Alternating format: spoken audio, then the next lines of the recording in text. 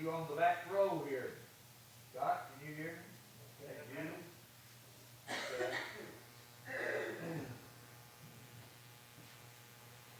Appreciate Barry's leading us in that good song. What do you want me to do to it? Just did.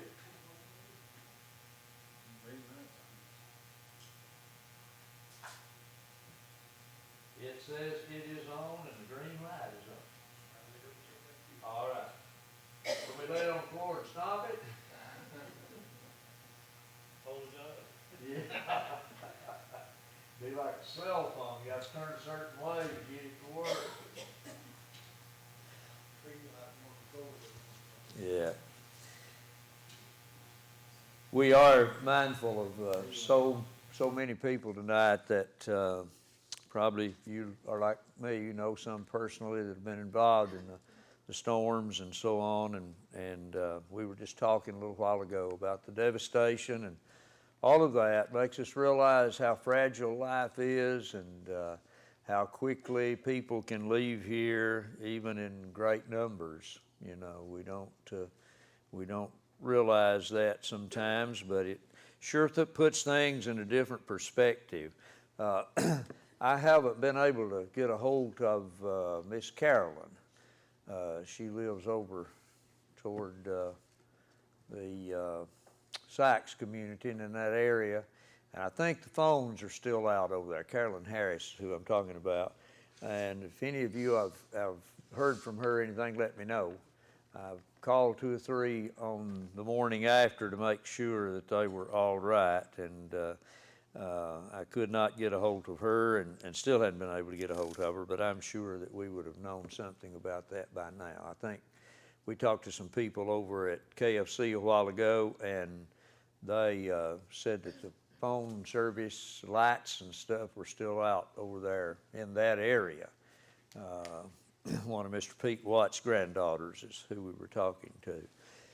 But Matthew 25 gives us some information that causes us to realize the need to be prepared for something that will be a much greater happening than what we have witnessed in the last several hours. That will be the final judgment. And we were talking about that last time, mentioned the fact that there are 3 wonderful parables, very powerful parables in Matthew 25. The parable of the virgins, parable of the talents, and the parable of the dividing of the goats and sheep. And we pointed out several things about that last parable. That's where we're studying, and we read the entire parable at the outset of our class last time. So I'm not going to do that this time, but I do hope you'll have your Bibles open there and to be ready to see some points that we'll be making. Jesus, of course, is the Good Shepherd. John chapter 10 describes him as such. And a shepherd takes care of his sheep. And he is pictured here as dividing the sheep and from the goats. The sheep on the right hand always symbolized a distinct honor. It was a place of honor. Where is Jesus seated? Right hand of God. Not the left hand, but the right hand of God. And usually the very near and dear to a person would sit at his right hand. And so that idea carries over here. Ezekiel talked about the fact that God would one day judge all men. And in the book of Ezekiel, you'll find references made also to goats that are usually stubborn, and they symbolize those who are rebellious and so on. We remember the story about the 3 billy goat gruffs, or 3 billy goats gruff, or whatever. You know, there was the the smaller one, the medium-sized one, and then the bad old boy. And goats are known to have a rude disposition sometimes. Now, that's not to say that some sheep can't. I remember that Daddy was trying to separate some sheep one time, and the male sheep, the buck, as he was called, wanted to go into this place, and Daddy didn't want him to go into this place. He was going to keep him out, make sure he stayed out. Well, here he came, and he ran and leaped. Daddy put his foot up like that. Thought he would stop him. He nearly broke Daddy's leg because he was going to go in there with those other sheep. And there's a story that I cannot tell you the person's name, the man's name, but he supposedly had a buck sheep that really was, he just liked to butt people, butt whatever. And so this old gentleman put a steel pot, or one of those big old iron pots, black kettle, on his head, got down on the ground and had a butting contest with that buck sheep. Well, that sheep hit him so hard, so many times, that he drove that kettle down on his head and it wouldn't come off. And my brother heard this story at the barber shop. Now, and they could embellish things, but there was a sign over the door that said headquarters for hunters, fishermen, and all other liars. And so it may have been stretched somewhat, but it was told they could tell you the names. Roger could probably tell you who the old man was. But they said they couldn't get that pot off that man's head. And they went to a blacksmith, and he laid his head down on the anvil. And this guy started pounding on it, you know.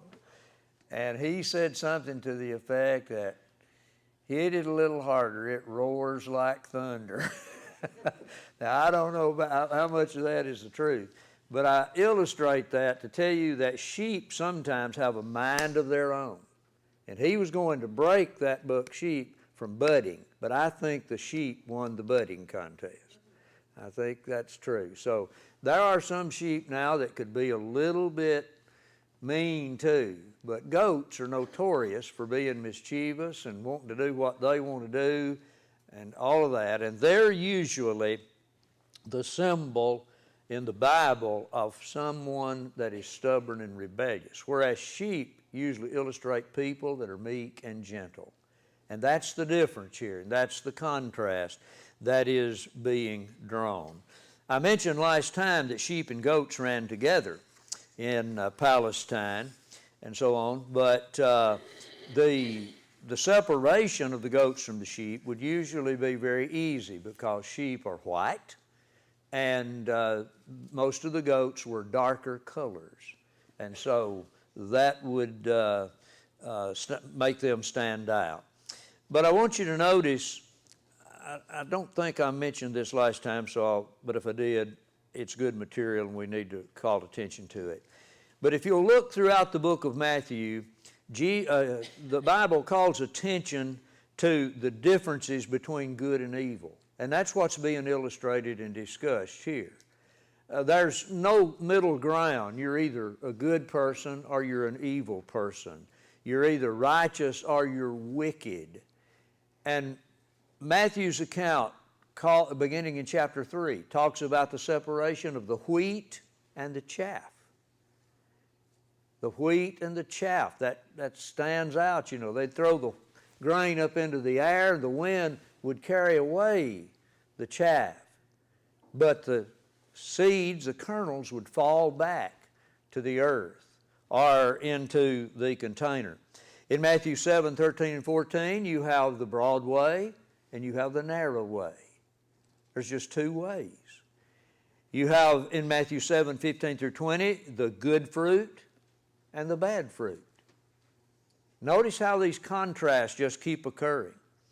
In Matthew 7, you have the wise builder and the foolish builder.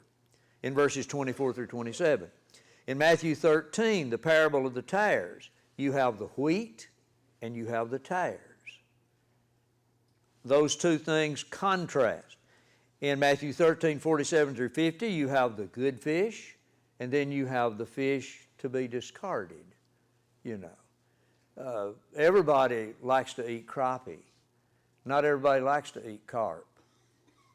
Some people would just not eat one under any circumstances. That's the type of scene we see there. The two sons, one who said, I will not go, but later repented and went, and the one who said, I will go, and did not go.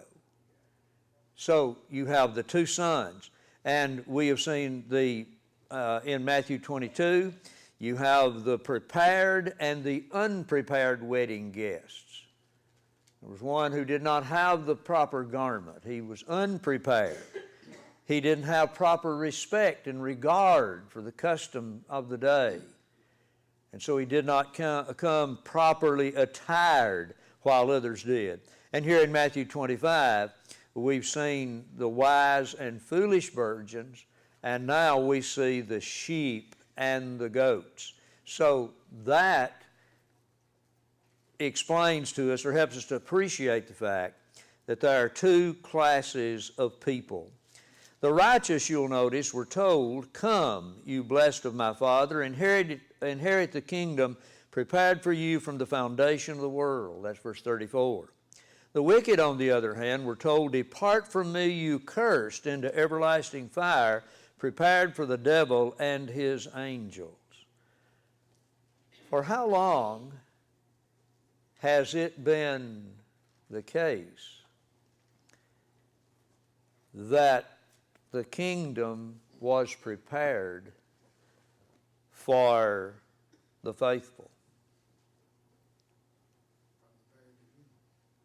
Yes, from the very beginning. In Ephesians 3, Paul even says that the church and everything about it is according to the eternal purpose of God. So that would take us back all the way before the beginning, really, wouldn't it? It's always been God's will that the righteous would inherit the kingdom. That's always been His desire. And that is what everything in the Bible reveals to us. And sometimes people talk about predestination and all of that. It was predestined that the righteous would inherit the kingdom. That's not talking about predestinating individuals, some would be elected to be saved, whereas others would have no chance of being among the elect. You see, if that had been true from the very beginning of time, there would have been no need for Jesus to have come and for the gospel to be preached to all nations. If all of that was already set in stone, in concrete, there wouldn't be any need for any of that. God predestinated the people who would be those who inherit the kingdom. Who would they be? Those who believe Him, trust in Him, serve Him, honor, obey Him. Those are the people that are going to inherit the kingdom. On the other hand, it has always been His purpose that the wicked would be punished with everlasting destruction, the very opposite of what the righteous enjoys. These, the wicked, shall go away into everlasting punishment, but the righteous into life eternal. Now, I'm told by Greek authorities whom I've read that the punishment for the wicked is just as long as the rest is for the faithful, and vice versa. The words, the phrase that's translated life eternal, and the phrase that's translated everlasting punishment is said to be exactly of the same duration. One is just as long as the other. Now, why would we mention that? Because there are some religionists who say that if the person is lost, the pain, the hurt, and the misery is going to last for a little while. It's not going to last eternally. They're going to be annihilated, and there will be no more feeling and no more sensibilities involved. But if that were true, then perhaps there could be some end to heaven. Here in this passage, Brother Dial Flatt preached a sermon and mentioned this very point when he was here. Dial was a great Greek scholar. Most of us didn't even know it, but there were lots of times that he used a Greek Testament in the pulpit when he was preaching. He was that fluent in the Greek language. And he made that point. I've probably got that written down somewhere in the Bible, that one is as long as the other in this passage. This little book that I have right here, I've used this. I've had this book for years. And it's my brother Neil Lightfoot, taught at Abilene Christian years ago.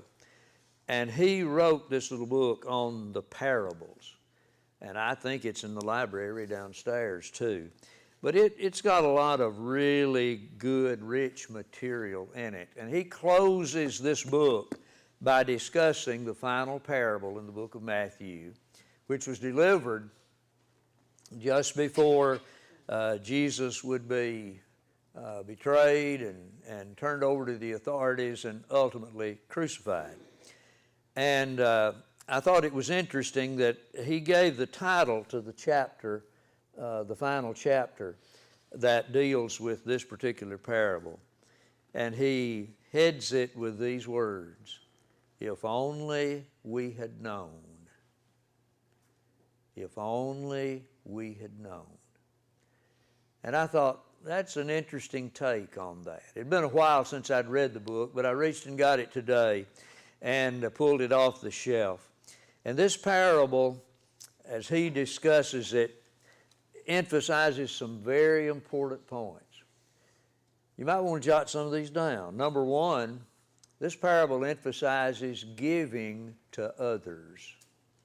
Giving to others. We're supposed to, as Christians, be those who are willing to help and assist other people. In fact, the texture, the basic texture of Christianity has that element running through it, that God's people are to be good and kind-hearted, loving, and generous when it comes to other people. And we usually, even today, we judge people and we're judged by other people as being good when we possess those qualities. But if you run into someone that does not possess those qualities, most people say, he's not a good person. You can thank Jesus Christ for that. And for the things that he taught. That's what makes people good. How many hospitals do you know of that was or has been founded and begun by people who are atheists? By an organization of people who don't believe in God? Now, I don't know of a single one. There may be some somewhere.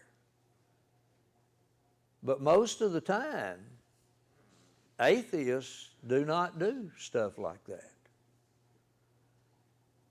So when you see some of the hospitals, you know the names of many of them, at least some concept of Christianity is behind that. And so many other organizations have been influenced.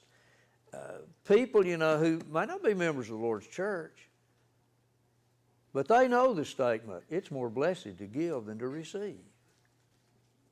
They've heard that before. They're familiar with it, and they believe that. That tells you the influence that that it brings out. A Christian is often defined in the very terms of this passage: visiting the sick, giving clothes to the needy, giving food to the hungry, and drink to the thirsty. It was Jesus who said something about giving a drink of water. Drink of water. Now, Jesus made these things the standard for right and proper conduct. And this is the final proof, really, of whether a person is really his disciple.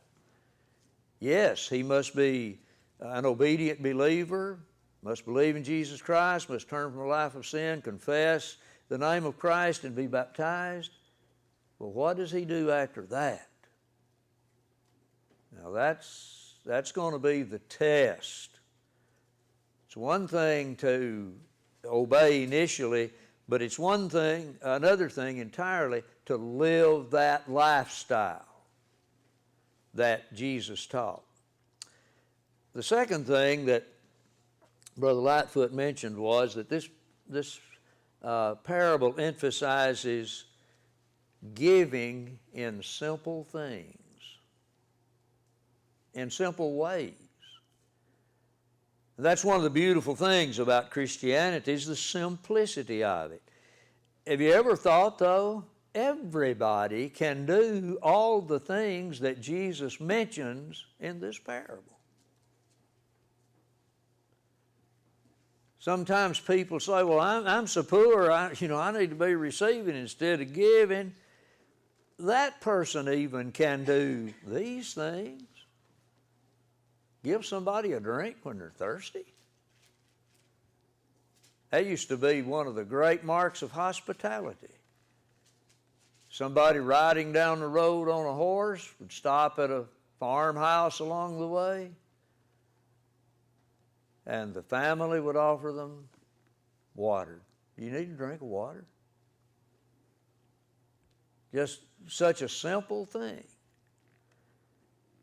And all of these things, a lot of people say, well, if I could go and be a missionary, or if I had $1 million, I could do so much good. But all of these things cost precious little. They're very simple things. Some of our younger men have been to Cookeville already, in the Double Springs area, Baxter area, and helped distribute things. Maybe more of us can do that. But a simple invitation can achieve great things. Just an invitation to the services of the church. You never know what that may do. The story is told of a case in England where there was a man who was visiting there. Edinburgh, I believe. That'd be in Scotland, wouldn't it? Is that right? Anyway, the story is told that this fella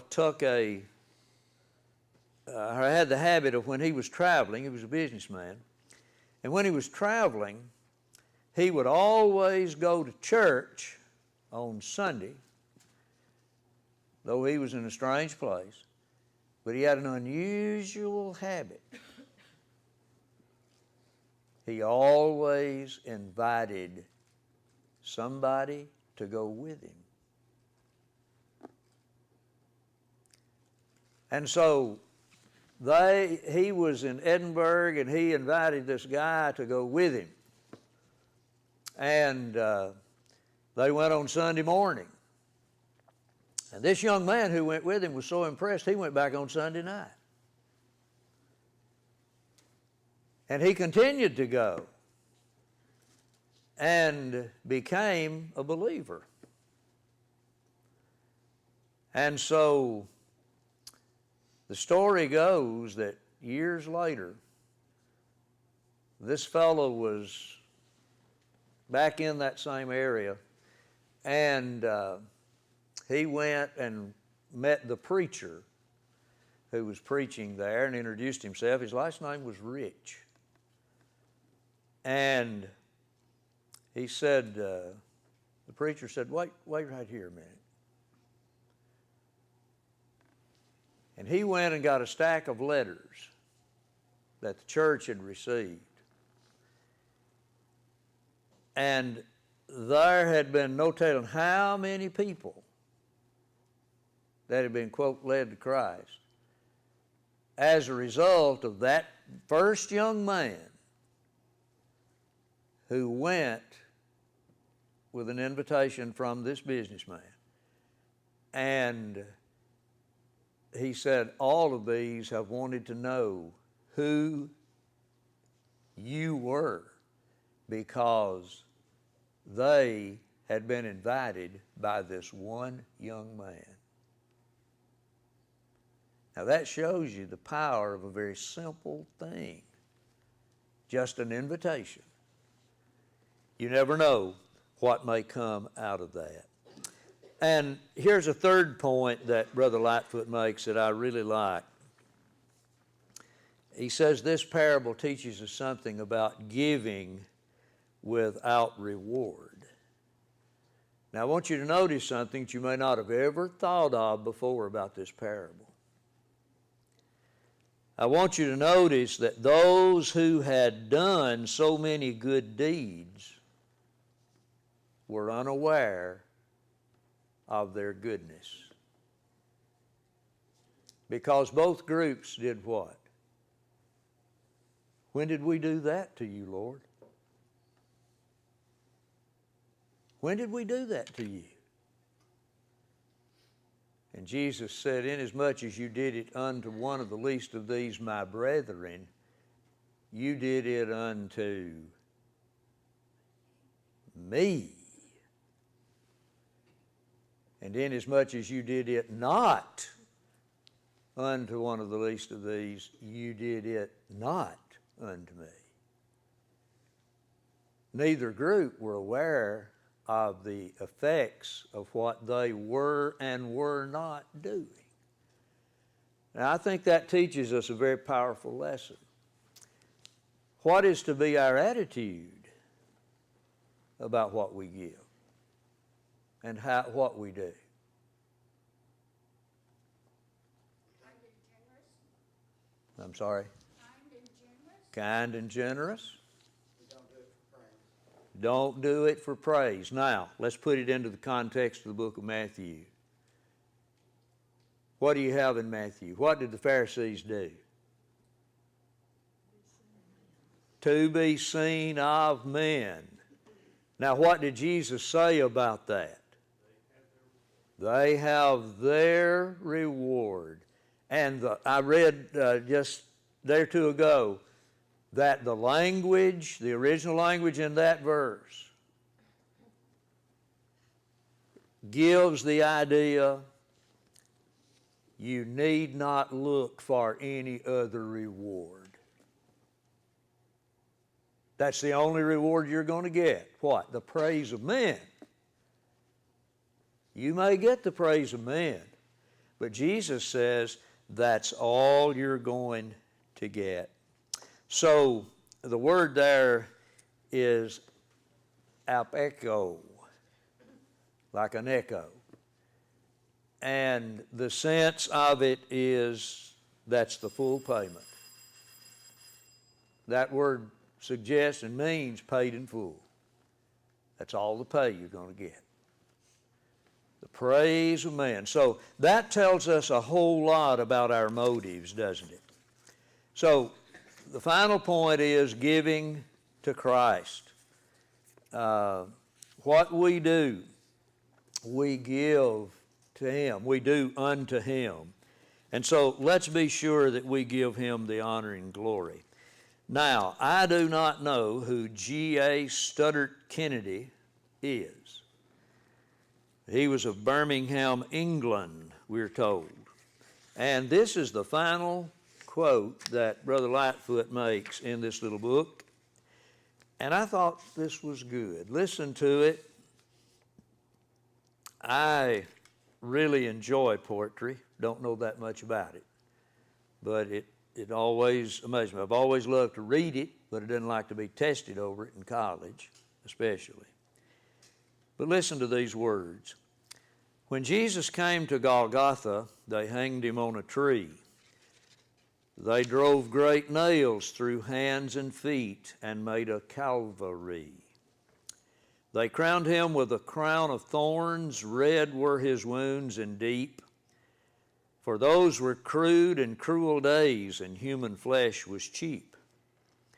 When Jesus came to Birmingham, now that's England, they simply passed him by. They never heard a hair of him. They only let him die.